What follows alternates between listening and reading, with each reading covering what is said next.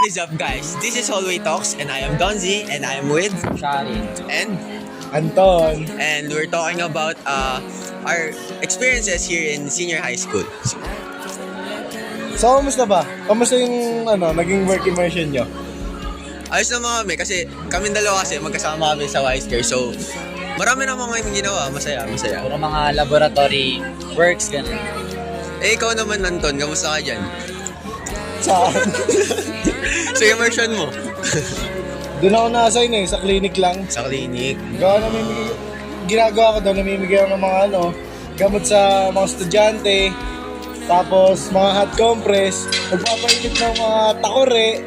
Tapos walis ng konti, bukas bintana. Yun lang yung ginagawa namin doon. Okay. Kayo ba sa Wisecare? Ano ba yung Wisecare? Saan ba yun? Ang Wisecare kasi, isa siyang medical clinic na pwedeng derma clinic din siya. So, ang ginagawa namin doon is laboratory activities such as blood extraction, urinalysis, fecalysis, CBC. Yeah. Malayong-malayo pala sa clinic, no? Yeah.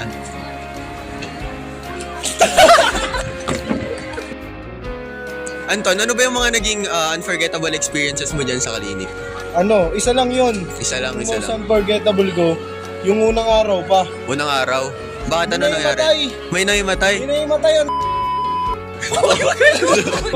Ano yun? TBL yun. TBL. 8 kaming nagbuhat. Wala kang nagbuhat?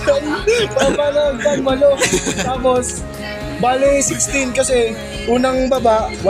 Pangalawang baba, 8. Wala ulit. Kasi nangalay na yung bigat sa sobrang bigat Tapos pagdating doon sa clinic, nakabog yung dibdib. Nakabog yung dibdib. Pero natawa kami, akala Pero- namin namemeki lang Tapos yun, hindi namin mapagaling. Sa TV, pahid ng kating ko. Pahid ng kating ko. Wala talaga. Tapos ginamit namin yung nebulizer. Naubos na nga yung 3 pack ng nebulizer Sobrang Tapos yun, hindi na mapagaling. Yung ginawa namin, binuhat na ulit namin. Alam niyo yung meme yun? Sa court. Guys, sasakay na siya Sa ambulansya? Ambulansya. Dinala na siya doon. Yun, kinabukasan nun, hindi pa agad nakapasok yung estudyante. Okay yun, ano mga nyo? Most unforgettable. Dapat matapatan nyo yung akin. Sige. Matapatan nyo. Sa amin, nung first time namin mag blood extraction, Siyempre, Ano nangyari? unang beses namin yun, so nervyoso kami nun. Nanginginig pa yung kamay ko, nagpatusok ako ng injection. Ito yung tinutusukan ko. Masakit yun, syempre, nanginginig ako Tunay talaga kayong... kumuha talaga kami. Inag-ano kayo ng isa't isa? Kaming tatlo, nung isa pa namin kasama. Syempre, first time namin. So, first try, nakuha ko naman yung dugo niya. Pero masakit, nasaktan siya syempre kasi. Masakit. Masakit. Ikaw naman, paano ka nakapag-extract? May nabalitaan ako sa'yo tala. Pinapakuna na sasabihin ko. Hindi kasi, iba kasi kami. Okay. Ulit naman tanong. Ulit. Ikaw naman, ano yung unforgettable experience mo? Yung unforgettable experience ko dun sa Wisecare, yung first time namin mag-practical ng fecalysis. Kasi yung Ano ba yung fecalysis? yung fecalysis kasi laboratory analysis siya ng stool sample. So bale yung stool ng patient i-examine namin Ano yung stool? Yung tae. Okay. Ayun. So yung first time namin yun, at yung dalawang kasama ko, tsaka isa pa, didiri sila. Kasi medyo Tae may Tapos kulay green kasi yung tae, kulay green. watery. Parang Watery. may mga mucus, mga malalagkit na fluids. Kaya ayun, parang medyo nahirapan din kami dun sa process kasi ayun nga, Kaninong tae yung nyo? sa patient. Sa patient. Anong ginagawa dun sa tae? Ini-examine siya under sa microscope, tapos titignan yung presence ng mga parasites, mga bacteria, ganyan. So, ayun.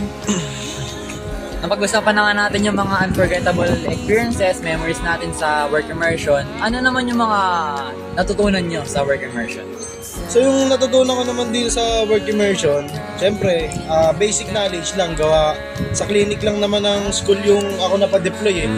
Gawa wala namang mga advanced na technology dyan na pwedeng ituro sa akin. Yung basic lang, yung paano mag-BP, manual BP, tapos anong gagawin sa patient pag nararamdaman. Parang yung consulting lang yung mostly na natutunan ko dyan sa natin sa clinic. Kayo ba dyan sa WiseCare? Anong natutunan? Sa akin, preparedness. Syempre, kasi lahat tayo nagpe-prepare para sa future jobs natin. So, malaking tulong yung natutunan namin doon kasi practical na yun eh. Ibig sabihin, na-apply na namin yun na pwede pa naming ma-improve pagdating ng panahon na nagtatrabaho na talaga kami. Sa akin naman, empathy. Kasi sa medical field, hindi lang mahalaga yung technical skills, pati rin yung empathy kasi kailangan nakakabuo ka ng connections with your patient para ma-diagnose mo sila ng maayos. Yun. So ayun, napag-usapan na nga natin yung mga courses natin kasi nag-work immersion, di ba? Napag-usapan natin yung mga gusto nating course paglaki. So, ano naman yung mga ginawa nyong preparation para sa mga tinake nyo na mga entrance exams for college? So ako, basic lang naman yung preparation na ginawa ko. Siyempre, online videos lang, online Google Docs, Google Forms, sagot-sagot lang ng onte. Tsaka siyempre, yung huling araw na bago ako mag-exam, punta ako sa simbahan. Yun. Ang pinakamahalaga. Nagpatasa ako dun sa yun? Magpapatas ako dun sa nakapasa na. Yun. Tapos yun, may dala-dala pa akong nun. Grocery sa bulsa, pagkain sa isang bulsa.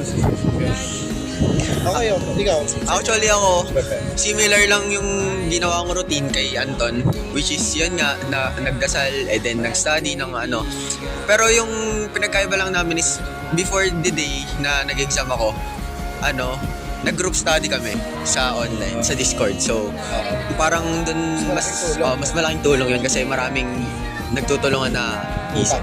Yun.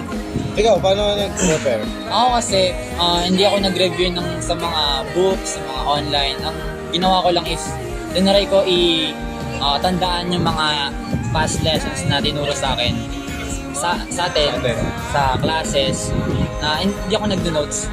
Like, tinatandaan ko lang talaga. Tapos, yung day before exam, natulog lang ako ng maga kasi kailangan mo ng enough sleep para mag-exam na maayos. Di nag-exam na nga tayo, di ba? So ano bang mga schools yung pinag-examan nyo?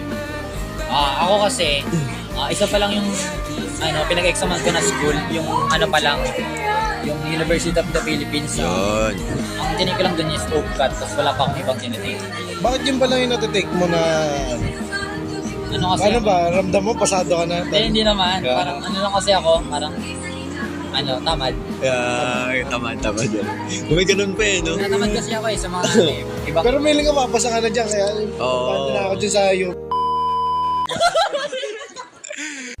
So ayun nga, tapos na namin yung mga experiences namin na napag-usapan na rin naman namin ngayon. So, ang papapayo ko lang is mag-aaral kayo na mabuti guys and seryosohin nyo yung pag-aaral nyo kasi hindi yan madali pag tandaan nyo sa future nyo. Mahirap yan. So yun nga, gaya ng sinabi ni Donzel, wala na tayo sa pasaharapan ng buhay. Paseryosohan na tayo ng buhay. Kaya sana, isa puso, isa isip, at isa katawan nyo yung mga natutunan dito sa podcast namin. So yun, sana may mga natutunan kayo sa podcast namin. And don't forget to like, share, and subscribe dito sa aming podcast. And stay tuned for more episodes. Yes. That's it for Hallway Talks. See you later! Senior high school becomes one of the most transformative chapters of your life.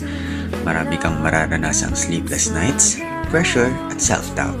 But along with that came growth, stronger friendships, and unforgettable memories na huhubog sa'yo bilang tao at tutulong para mas makilala mo pa ang sarili mo.